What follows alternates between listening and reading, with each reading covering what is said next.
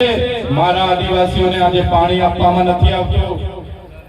શું વાત છે મારા આદિવાસીનો જે પોતાનું પાણી જોઈ શકે છે પણ લઈ નથી શકતો? તમે કચ્છ લઈ જાઓ, અમે કહીએ છીએ કાશ્મીર લઈ જાઓ, અમને વાંધો નથી, પણ આ પાણી પર પહેલો અધિકાર અમારા આદિવાસી લોકોનો છે। આ નર્મદાનું પાણી, આ નર્મદા મૈયા અમારી માતા છે અને નર્મદાનું પાણી અમારું જીવન સમાન અમૃત છે। આવનારા દિવસોમાં નર્મદાના નહેરનું પાણી અમારા આદિવાસીઓને નહીં આપવામાં આવે તો આ નહેર બંધ કરવા માટે પણ આપણે આગલા દિવસો આગળ આવીશું। નહેર બંધ કરવા માટે અમને મજબૂર નહીં કરશો। આ ગુજરાતની ભાજપની સરકારને અમે કહેવા માંગીએ છીએ, આદિવાસી સમાજ આજે જાગી ગયો છે।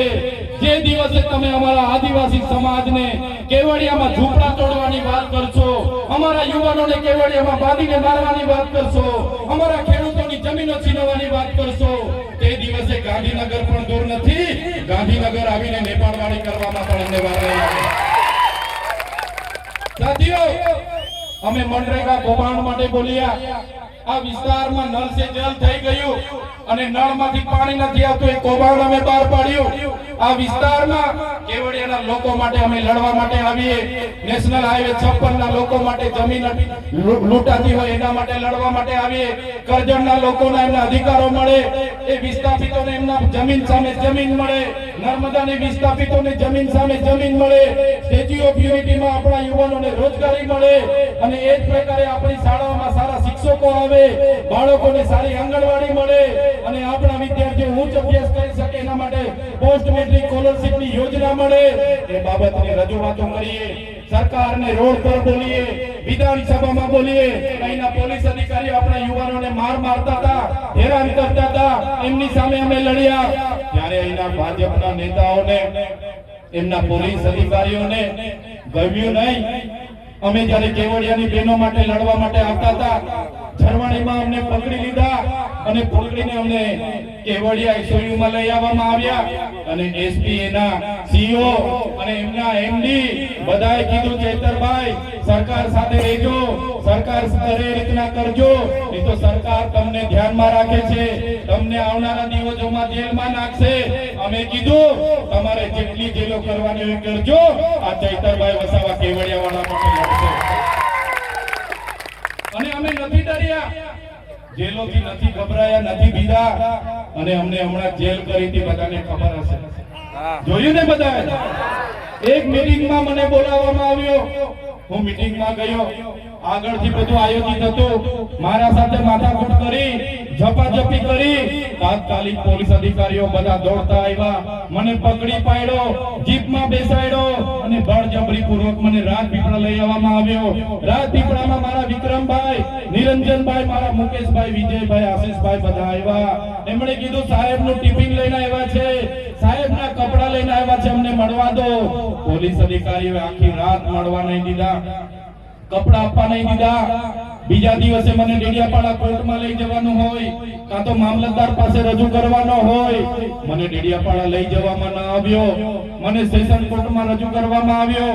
મારા વકીલોએ બે હાથ જોડીને વિનંતી કરી, સાહેબ ચૈતરભાઈના અમે વકીલ છે, અમને અંદર જવા દો। ગોપાલભાઈ ઇટાલિયા અને મારા વકીલોને અંદર નહીં આવવા દીધા। મને રાજપીપળા જેલમાં રાખવાની જગ્યાએ મને ડાયરેક્ટ વડોદરાની જેલમાં નાખવામાં આવ્યો। વડોદરાની જેલ એટલે રાજા રજવાડાઓની જેલ, અંગ્રેજોની જેલ। એમાં તમે જોયું હશે, એક અઠવાડિયું નહીં, એક મહિનો નહીં, મહિનો, 2 મહિના, 80 દિવસ સુધી તારીખ પર તારીખ, તારીખ પર તારીખ, તારીખ પર તારીખ, તારીખ પર તારીખ, જામીન ના મળે મને।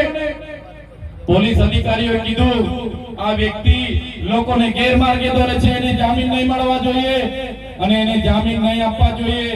અને ભાજપના નેતાઓનું જોર, એમની સરકાર, એમનું તંત્ર, એમનું ન્યાય પ્રણાલિકા બધું જ એમનું મને જામીન ના મળે, અંદર મને ડરાવવામાં આવે, ધમકાવવામાં આવે, ગભરાવવામાં આવે, કહેવામાં આવે કે તમે આદિવાસીઓ માટે કેમ લડો છો, તમે ગરીબો વંચિતો માટે કેમ લડો છો, તમે સરકાર સામે કેમ બોલો છો, તમે નહીં બોલશો તો તમને અમે છોડીશું।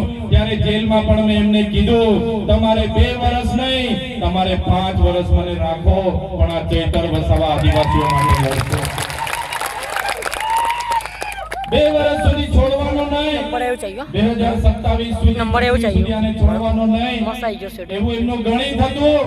મને કહેવામાં આવ્યું તમે 3 મહિના નહીં, તમે 2 વર્ષનું સામાન મંગાવી લો, કપડા મંગાવી લો. મને એક નાની અંધારી કોઠડીમાં રાખવામાં આવ્યો. મારા ઘરના લોકો મળવા આવે મુલાકાત નહીં, મારા કાર્યકરો મળવા આવે મુલાકાત નહીં, મારો વકીલ મળવા આવે મુલાકાત નહીં. મને ડરાવવામાં આવ્યો, દબાવવામાં આવ્યો, ધમકાવવામાં આવ્યો. છતાં આ તમારો ભાઈ, તમારો દીકરો ભાજપ સાથે ક્યારે જીત્યો નથી. તમારા બધાના આશીર્વાદ હશે, મારી બહેનોની પ્રાર્થના હશે, મારી બહેનોની માનતા હશે, મારા યુવાનોનો સહકાર હશે. આ તમારો દીકરો એમની જેલોમાંથી છૂટીને આજે બહાર આવે તમારી વચ્ચે.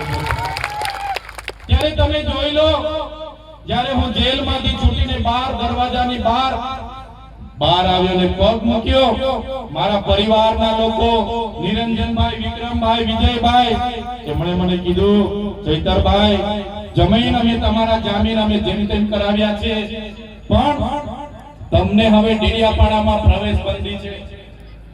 આ પોલીસે ગુજરાતમાં પ્રવેશ બંધી માંગી હતી, નર્મદા જિલ્લામાં પ્રવેશ બંધી માંગી હતી, પણ કોર્ટે તમને તમારા મત વિસ્તારમાં પ્રવેશ બંધી ફરમાવી છે.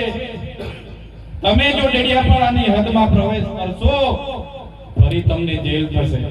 હવે મારા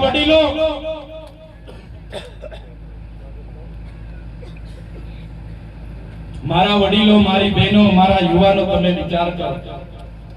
લોકો માટે કામ કરું, લોકો માટે બોલો, એટલે મારા વિસ્તારમાં મારી પ્રવેશ બંધી, મારે નહીં જવાનું. જે લોકોએ મને 1 લાખથી પણ વધારે મત આપ્યા, જે લોકોએ મને મારા સામાન્ય પરિવારમાંથી હું આવું છું છતાં આટલી યુવાનીમાં મને ધારાસભ્ય બનાવ્યો, એ લોકોના સુખના ને દુઃખના પ્રસંગોમાં મારે નહીં જવાનું. મારી ડેડિયાપાડામાં ઓફિસ, ત્યારે લોકોનું હું કામ કરું. ડેડિયાપાડાનું બોગજ મારું ગામ, ત્યાં મારું ઘર, મારો પરિવાર, પણ ત્યાં મારે 1 વર્ષ સુધી નહીં જવાનું. આજે પણ હું મને ત્યાં પ્રવેશ બંધી છે, એ હદમાં હું પગ મૂકું તો ફરી મને વડોદરા જેલમાં લોકો નાખી દે. પોલીસ મારી સાથે રહે, મારું બધું ધ્યાન રાખે. ત્યારે હું હમણાં રાજપીપળામાં રહીને લોકોના કામ કરું છું. તે પણ આ ભાજપના નેતાને ગમતું નથી. હમણાં અઠવાડિયા પહેલા સાંસદે કીધું કે આ રાજપીપળામાં રહીને જૂના રાજના લોકો માટે રોડ માંગે છે, એને રાજપીપળામાંથી પણ આપણે દૂર કરી દેવો પડશે.